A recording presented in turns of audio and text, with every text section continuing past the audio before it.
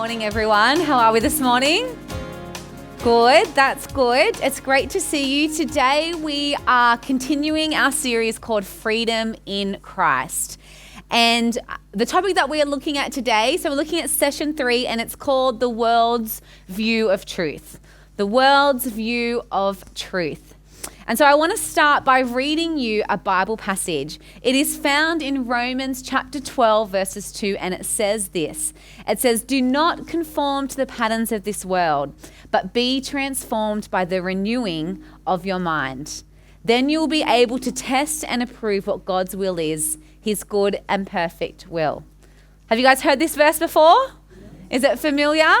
All right, so we are going to be focusing on this passage, and essentially what we're going to be doing today is we are going to name and explore some of the patterns of this world. So what these patterns might look like, feel like, and how we might experience them in our everyday lives.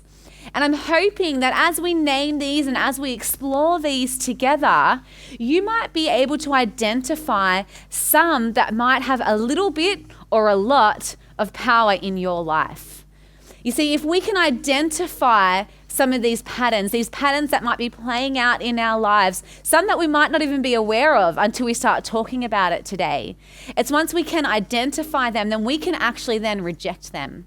And we can say no to what the world is offering us, and we can say yes to what God is offering us. And that, in a way, that's what sums up the message today, is what can we look at? So what is the world offering us, and what is God offering us? And how can we say no to what the world is offering us? And how can we say yes to what God is offering us? Does that sound okay? Yes. Now, a bit of a disclaimer for the message is I've actually had a bit of a big couple of weeks, so physically and emotionally. And I'm not sure if you know this, but pregnancy and emotions don't go well together. I remember talking to my son, Kalen, when he was about 6 or 7, and he goes to me, "Mum, my emotions are like a balloon. They start little, but then I just blow them up and they get bigger and bigger and bigger." And I'm not someone who could necessarily connect with that all the time, but being pregnant, I definitely connect with that, right? These small emotions become big emotions, and the big emotions become gigantic emotions. And so today, I'm actually going to do things a little bit differently, and we're going to run today a little bit more like a workshop. So that is why Matt has been handing out, and Hannah and Daniel have been helping as well, handing out a worksheet for you guys and a pen and paper. And so what we are going to do is I'm going to act a little bit more like a facilitator, and I'm going to get you guys to do some of the heavy lifting. Is that all right? So rather than me coming up with examples and experiences, I'm going to get you guys to think and reflect and possibly even share, on some scale, about some of your examples and your experiences. Is that okay? Yes, okay. And what I want you to keep in mind that as we're doing this is that the information that you receive today is a little bit or a lot like a key. Okay, like a key that you would use to unlock the door. All right. Now, if you don't use it, it's useless. Right? And it's just like this information today. We can talk about this, we can explore this, we can discuss this, but at the end of the day, if you do nothing with this information, it will be useless. It'll just be like a key that sits in your top drawer and does nothing. But you see, when you use a key, it can actually be quite powerful, and it can unlock something, and it can give you access to a new place. And so my hope and prayer today is that you will take this information that we talk about and that you will use it, and it will actually unlock something for you, and you will step into the freedom that Jesus has planned for you. Does that sound good? Yes. All right. So we are going to start by looking at, we're actually going to look at 3 different tactics that the world says, I am going to offer you something. All right. The world is going to offer you something. And if you've been going to a life group, you will have a little workbook. Does anyone know what I'm talking about? I was meant to bring it up with me, but I'm just going to blame pregnancy brain. I forgot. Right? I forgot the workbook. But if you're a part of a life group, there's a little workbook that you might be going through. And essentially, we're just going to go through that information. And so it talks about 3 tactics that the world is going to offer you something. And so the first tactic that it talks about is that the world promises to meet our deepest needs. Okay, the world promises us to meet our deepest needs. And just in case you missed on the first, you've got your worksheet on your first two answer gaps, things, those lines, the fill in the blanks, those things. It's what the world offers versus what God offers. But now we're sort of heading down into tactic 1, promising to meet our deepest needs. And so this is something that the world will offer us. And I'm not sure if you know, but when we were created, when we look at the creation story of Adam and Eve, when we were very first created by God, that he actually created us to feel significant, to feel secure, and to feel accepted. Can everyone say significant? Can everyone say secure? Can everyone say accepted? Okay, these are inbuilt needs that every single person in this room has. We desire to feel significant. We desire to feel secured, and we desire to feel accepted. And these are desires that God has placed in us. But you see, the world will offer us these things, but it sort of offers it to us in a different way. So the world will say, you know what, you can feel significant. You can feel significant, but before you feel significant, you must perform. Right? Before you feel significant, you must perform and you must accomplish. And so the world will offer us significance, but there are conditions that are tied to it. And the world will also say, you can feel secure. Sure, I'll give you security, but before you feel secure, you need to earn your status and you need to earn your recognition. Right? And the world will too offer you acceptance. Sure, you can feel acceptance. However, you must look a certain way. You must wear the right clothes. You must be a certain way. You must have a symmetrical face or whatever it is. You must appear a certain way. And people must admire you. So the world will offer us these things, but they are conditional. But you see, God offers us something completely different. In Ephesians chapter 2, verse 2, this is what it says. It says, as for you, you were dead in your transgressions and sins, in which you used to live when you followed the ways of this world and the ruler of the kingdom of the air, the spirit who is now at work in those who are disobedient. All of us lived among them at one time, gratifying the cravings of our flesh and following its desires and thoughts. You see, when we follow our flesh, when we follow our desires, when we follow our thoughts, we will be giving into what the world is offering us. Our flesh and our desires and our thoughts tell us that we must perform and accomplish. We must have status. We must have recognition. We must have appearance. We must have admiration. And it says, like the rest, we were by nature deserving of wrath. But then I love this next part. But because of his great love for us, God, who is rich in mercy, made us alive with Christ. Even when we were dead in our transgressions, it is by grace you have been saved. You see, the world offers us the opportunity to earn our significance. The world offers us the opportunity to earn our security and our acceptance. But you see, our God, what he offers us is so different because he is not a God of before, he is a God of now. He's saying right now, you can feel significant. Right now, you can feel secure. Right now, you can feel accepted. And it has nothing to do with what you do or who you are or what you earn or what you accomplish. It has everything to do with what Jesus did for you. You see, God is not a God of before. He is a God of now, and he has offered those gifts to you in this very single moment. And I also want to look at another way that the world offers to meet our deepest needs. Another way the world says, sure, I will give you those feelings of satisfaction and fulfillment. Right? There's 3 different ways. There's the lust of the flesh, the lust of the eyes, and the pride of life. And if I was to expand on those a little bit more, when I think of like the lust of the flesh, it's like when we follow our feelings. when those feelings rise up within us, saying, I want that, I need that, that will make me happy, that will make me complete, that will make me content. When we follow those feelings, we are following our flesh. Right? And the next one, the lust of eyes, it's when we follow our sight.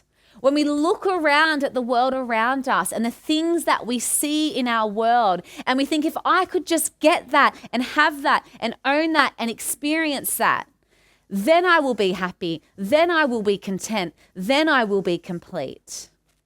Right? And the pride of life is when we follow our personal power. You know those times you experience something and you think, oh, that makes me feel really good.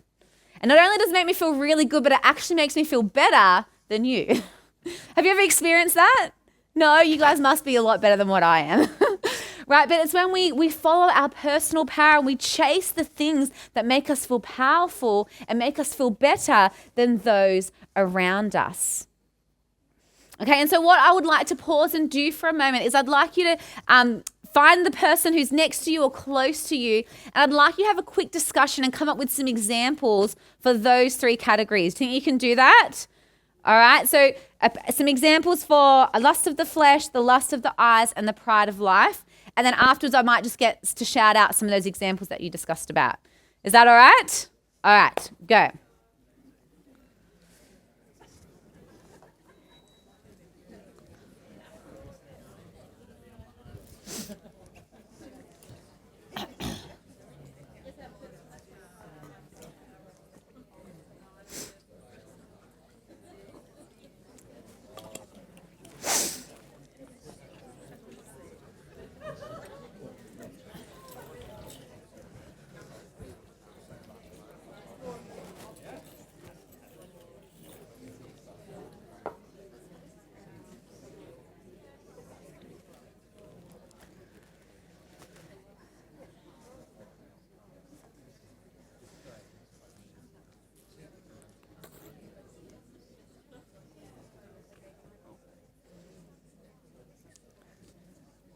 All right, I might give you 30 more seconds.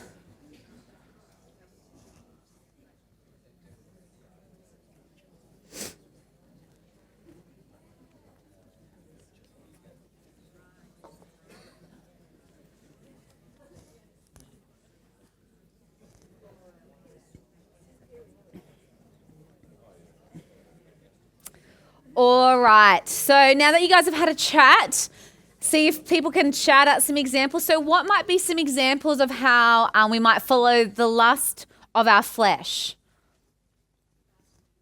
Fast food? Yep. No, I've never done that before. Some other examples? Someone said a good-looking girl. A good-looking girl? Yep. Or a boy maybe for some others.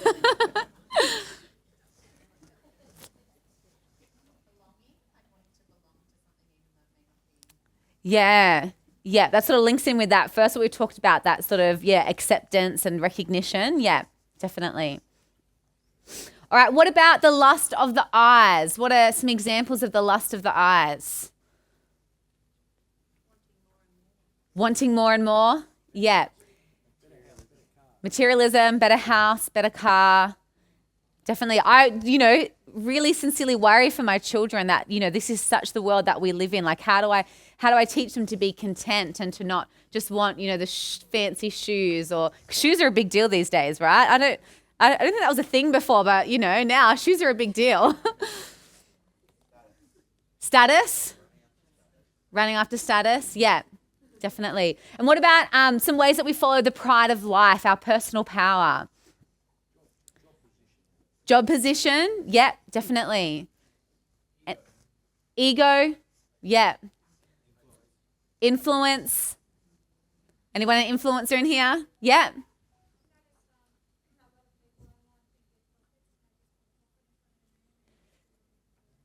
Yeah, so the way that we almost market ourselves online, isn't it? It's about trying to find that personal power, but trying to feel significant, try to feel important. You see, these are the ways that the world promises to meet our deepest desires. But when I think of these ways, I think of a bucket that has a hole in the bottom of it. right? We might do that. We might get that house. We might get that promotion. We might chase after that good-looking girl. We might drink that drink, or we might watch that show, or whatever it is that we're doing. We put it in our bucket and we feel full for what? 5 minutes, an hour, a week, maybe a month if it's, really, really good. But at the end of the day, that bucket leaks. That bucket leaks and we end up feeling empty all over again. And so then we need more. Then we need more. You see, but God offers something completely different. 1 John chapter 2 verses 15 to 17 says this. It says, do not love the world or anything in the world. If anyone loves the world, love for the Father is not in them. For everything in the world, the lust of the flesh, the lust of the eyes, and the pride of life comes from the Father. Comes not from the Father, but from the world. The world and its desires pass away. The world and its desires pass away, but whoever does the will of God lives forever. You see, what the world offers us is temporary. Right? What the world offers us is temporary, but what God offers us is forever. Think of the gifts that God gives you. He gives you love. He gives you joy. He gives you peace. He gives you contentment. These things are forever and they cannot be taken away from you. God is not the God of before, and He is not the God of temporary. He is the God of now, and He is the God of forever. And so let's now flick over our page and look at tactic 2 of what the world might offer us. Right? And so the world offers us, it's painting a complete but a false picture of reality. Okay? So painting a complete but a false picture of reality. In the book I referred to before, the little workbook, the way that they explain it is a virtual reality headset. And when I did this at Oshawa, I thought I've never had one of those because, I'm not into gaming. But I do remember I went to Time Zone one time and I sat in that thing and we went on a mass roller coaster. But it's this idea, right? It's when you wear a virtual headset, it's trying to make something that isn't real feel real, right? It's trying to make something that isn't real feel real. And this is a great way of explaining what the world offers us. The world can offer us something that feels real, right? But Jesus says something different. He says, no, that is not real. I am the way, the truth, and the life. And so what I would want to quickly do is look at another way that the book explains. It talks about worldviews, the way that we view the world. And this headset, when we put it on, it gives us this false sense of reality. And so depending on where we're born and depending on the household that we grew up in, the family that we've grown up, each of us will have a different worldview. But what we're going to do is we're going to look at 3 main worldviews for today, but knowing that your worldview will still be unique to the person who's sitting next to you. But if we were to chunk them into some major ones, some of the worldviews that we might experience is a non-Western worldview. And so if you were born in Asia or in Africa, you may have a non-Western worldview. And what we'll find in these worldviews is that they sort of have this belief in a universal power that runs through everything and by spirits of many types. And so there's not necessarily one God, but there's lots of gods, and that we might pray to different gods to get different experiences or different desires met. And so if we had a non-Western worldview and we had a medical issue, we might go see a witch doctor, because a witch doctor is who we go to find healing in our health. And then another worldview might be the Western worldview.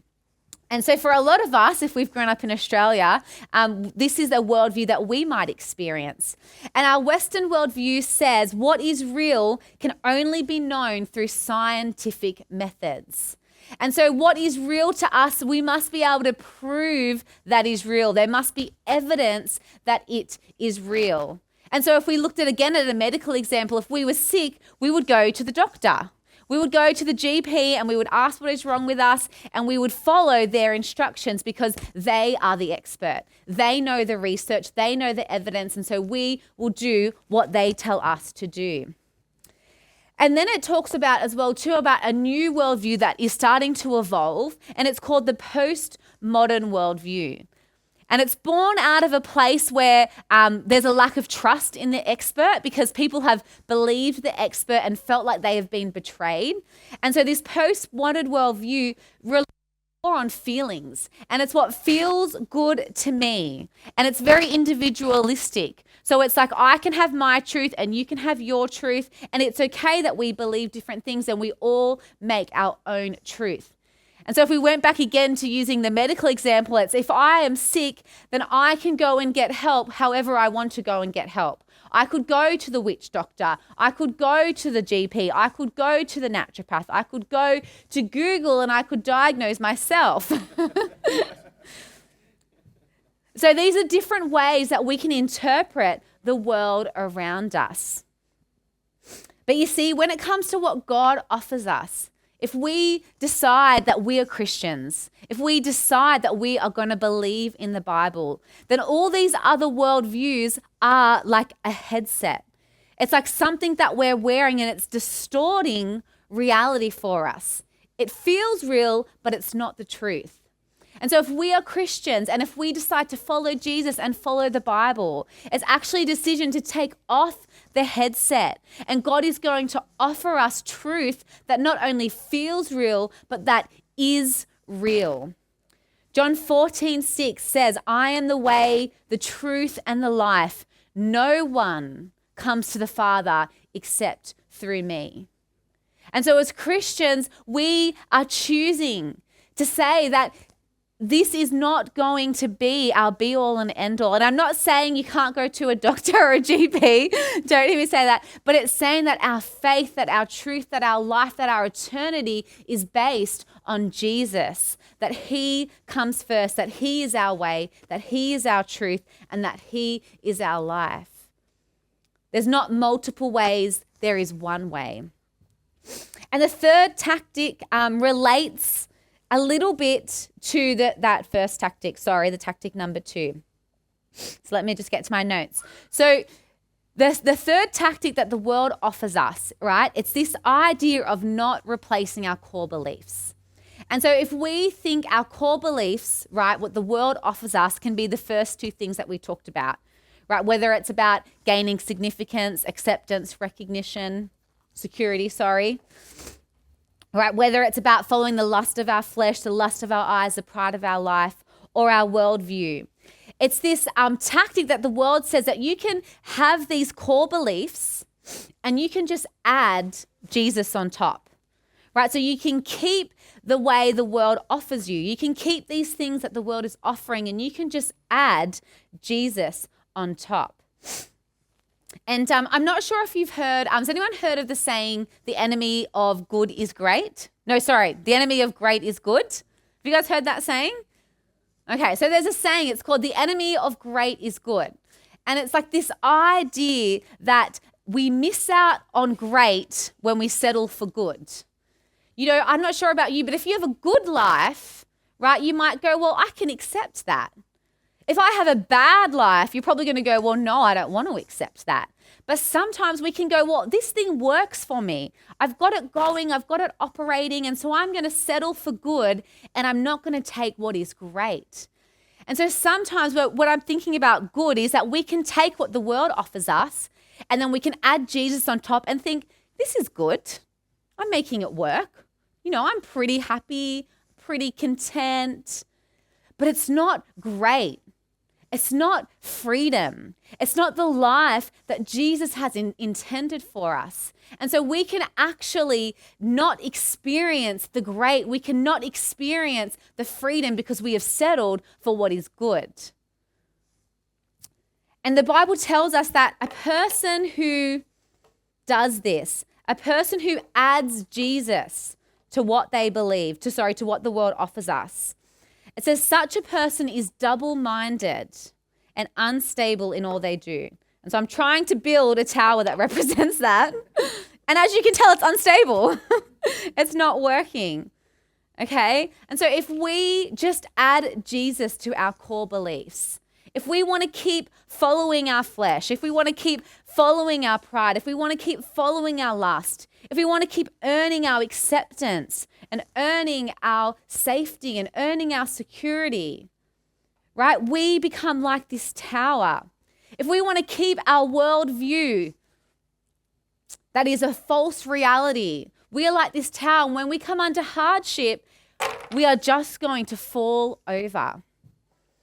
Right? But that is what the world offers us. The world offers us something unstable, but God offers us something completely different. We're going to read Matthew chapter 7, verses 24 to 25, and it says this. It says, everyone who hears these words of mine and does them will be like a wise man who built his house on the rock. And the rain fell, and the floods came, and the wind blew and beat on that house, but it did not fall because it had been founded on the rock. You see, while the world offers us something unstable, God offers us something that is strong. Right? When the world offers us something that is unstable, God offers us something that is strong. And when we choose not just to add Jesus to our life, right, when we actually choose to say no to the world, to reject what the world is offering us, and to say yes to God, we are building our house on a firm foundation.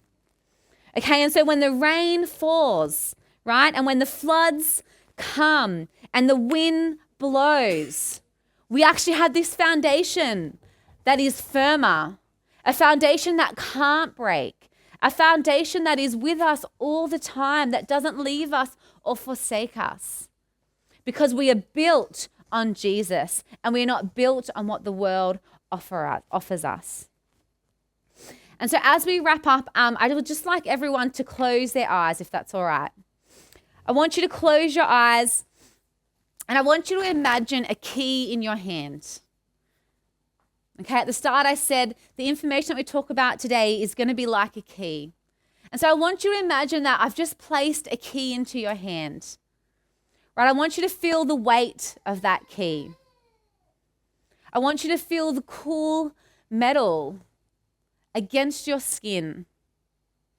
I want you to pretend that you can take your finger and run your finger around the key and feel the bumps and the grooves that will actually go into the lock, and it's designed that perfect way to unlock the door and to open into something new.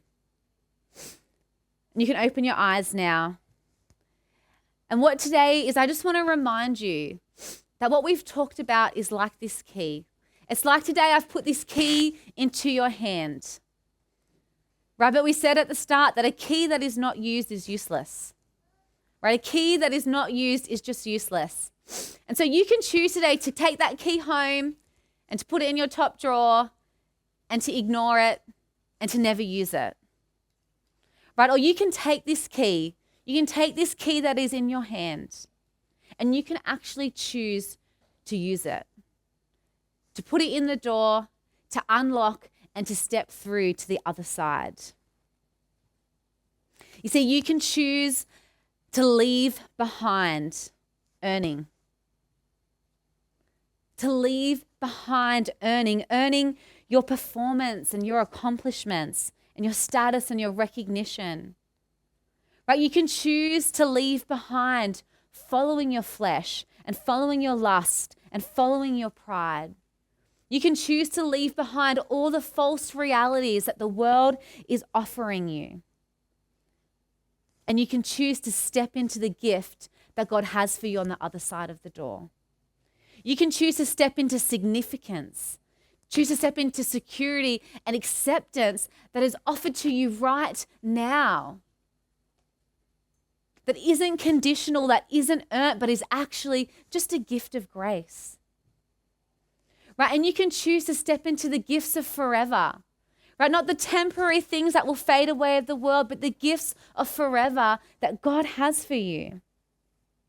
And you can choose to step into that biblical worldview where Jesus is your only way. your only truth, your only life. You can choose to step into a life that is built on a solid foundation, one that won't fall when the storm comes. You see, for each of us, we have this door that is in front of us. For each of us, we have this door that is in front of us, and I don't know what that door is for you today.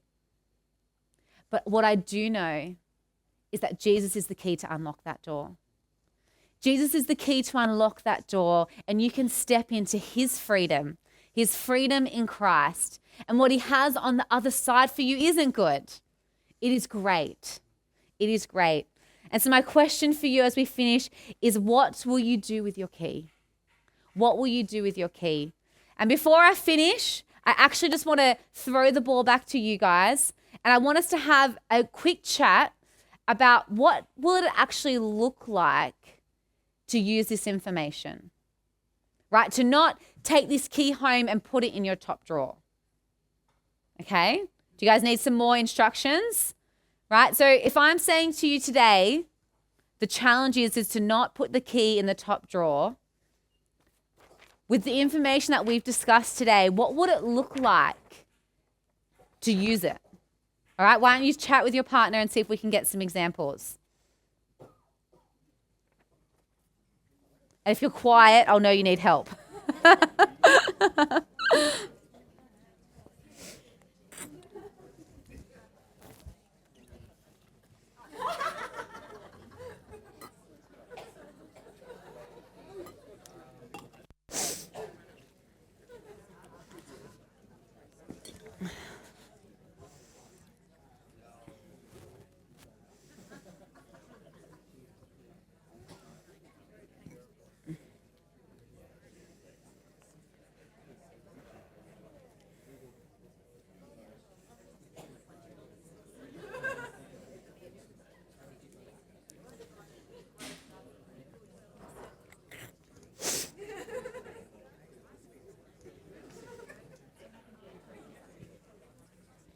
All right, 30 more seconds.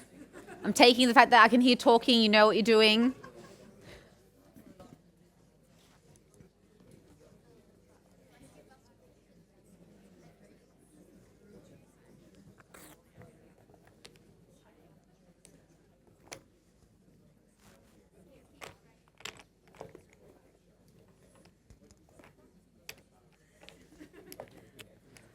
All right, so what examples did we come up with? What are some things that we can do to actually take this key home and use it? Or you're all off task like a bad classroom? What are some examples? Sorry, what was that? Yeah, so go to God for comfort instead of other things. So yeah, whether it's turning on the TV or pulling out the chocolate bar or getting a drink or turning on the computer or whatever that comfort is, actually choosing to turn to God. It's a great example. What are some other examples? Yeah.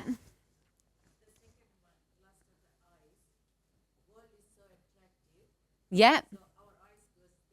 Yes.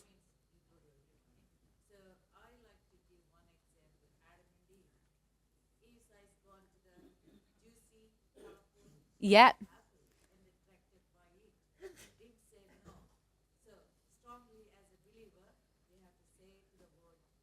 Yes.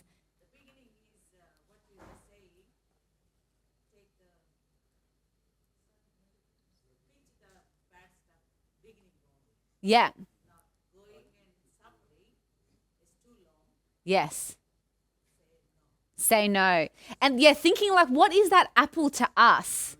What's our apple? And what is it that we need to say no to this week or this day or this year?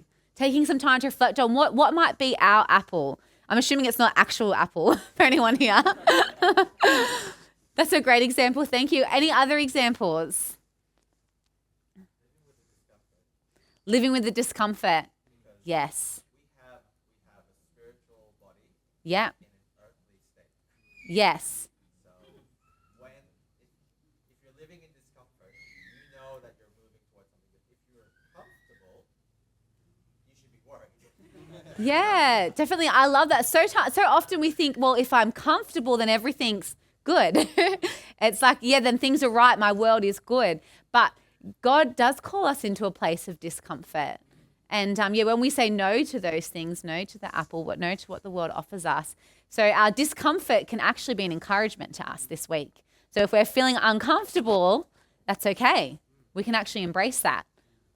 Thanks. That's a great example. Any other examples? Yeah.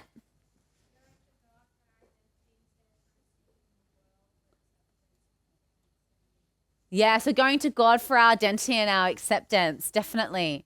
I know, because the world, man, it's a high bar, isn't it? Like, to get that from the world. And it's just like this thing that it's like doing high jump, and the height keeps going up and up and up. And it's like we can never get there. But isn't God so gracious that, he just loves us. He just loves us for who we are. And it's a gift of grace, our acceptance and our identity. Any more? I'm going to look for one more example. Yep. Helping others find the key. What a great answer. Definitely. I used to, like in my maths class, I wasn't in a high maths class, so I'm not bragging too much, right? But, I used to like help my friends do their learning, but it actually helped me learn. And so, when we help others and when we assist others in their own faith journey, it's actually strengthening our own faith, isn't it? And it's helping us cement in some of the things that we know are true, but it helps our heart to believe that, doesn't it? Yeah, that's a great example. All right. So are you guys okay doing some of the work today? Yes. All right. Well, thank you for that. I appreciate that. Let's just close. And as I pray, the worship band can come up. We're going to sing one more song together. Dear Heavenly Father, we just thank you so much for your truth. Dear Lord, we thank you for the word and the way that it can just bring freedom into our lives. And Lord, I just pray for each of us, Lord, as we imagine your word and your truth as a key. Dear Lord, help us to be brave enough and courageous enough and committed enough to take that key and to use it this week. Dear Lord, I just pray for each of us, Lord, that we will walk out of this room with a conviction to do something this week to experience the freedom that you have for us. Dear Lord, and we know that we don't have to do anything to earn your love, to earn your freedom, but we just want to work out what it is that you're calling us to do, Lord, and just give us the ability to step into your freedom and to step into the other side of the door. In Jesus' name, amen.